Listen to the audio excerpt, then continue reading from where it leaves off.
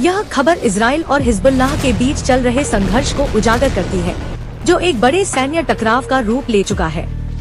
इस विश्लेषण में कुछ महत्वपूर्ण बिंदुओं पर ध्यान दिया जा सकता है। 1.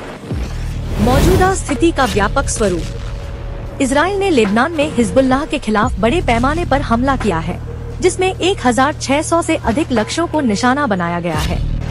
इस हमले के परिणामस्वरूप 492 लोगों की मौत और 1645 लोग घायल हुए हैं।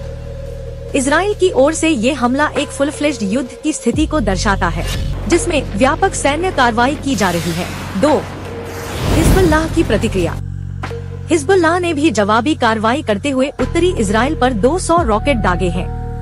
हालांकि इजराइल के आयरन डोम डिफेंस सिस्टम ने अधिकांश रॉकेटों को रोक दिया, जिससे इजराइल को कोई बड़ी हानि नहीं हुई है।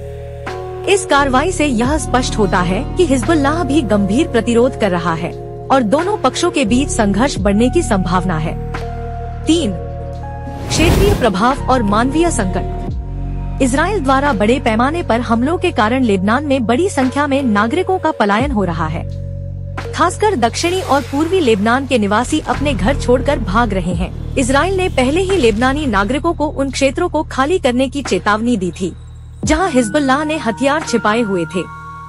इससे यह भी स्पष्ट होता है कि इजराइल की रणनीति केवल हिजबुल्लाह को निशाना बनाने तक सीमित नहीं है, बल्कि यह पूरे इलाके को प्रभावित कर रही है। 4. संघर्ष का इतिहास और संभावित विस्तार। यह संघर्ष नया नहीं है, बल्कि इसके पीछे फिलिस्तीनी संगठन हमास द्वारा इजराइल पर किए गए हमलों की पृष्ठभूमि भी शामिल है। हमास द्वारा अक्टूबर 2023 में किए गए हमलों के बाद से यह संघर्ष और गहरा हो गया है। हिजबुल्लाह का हमास के समर्थन में इजराइल पर हमला करना यह दर्शाता है कि यह क्षेत्रीय स्तर पर बढ़ते तनाव का हिस्सा है। इजरायली सेना ने लेबनान में और अधिक कठोर कदम उठाने के संकेत दिए हैं, जिसमें संभवतः जमीनी आक्रमण भी शामिल हो सकता है। इससे संघर्ष का और विस्तार हो सकता है। 5. अंतर्राष्ट्रीय प्रतिक्रिया।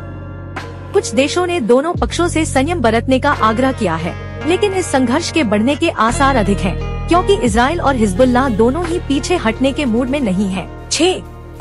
सैन्य रणनीति और हिजबुल्लाह के हथियार। इजरायली सेना का दावा है कि उन्होंने लेबनानी घरों में छिपे भारी रॉकेट और क्रूज मिसाइलों को नष्ट किया है। हिजबुल्लाह के पास 1000 किलोग्राम वजन वाले वारहेड्स और 200 किलोमीटर तक मार करने वाले रॉकेट हैं। यह इस संघर्ष की जटिलता और संभावित खतरे को और बढ़ाता है। निष्कर्ष, यह समाचार इजराइल और हिजबुल्लाह के बीच चल रहे संघर्ष के बढ़ते सैन्य आयाम और इसके मानवीय प्रभावों पर केंद्रित है। इस स्थिति से क्षेत्र में अस्थिरता और बढ़ सकती है और यह संघर्ष किसी बड़े क्षेत्रीय युद्ध में बदल सकता है।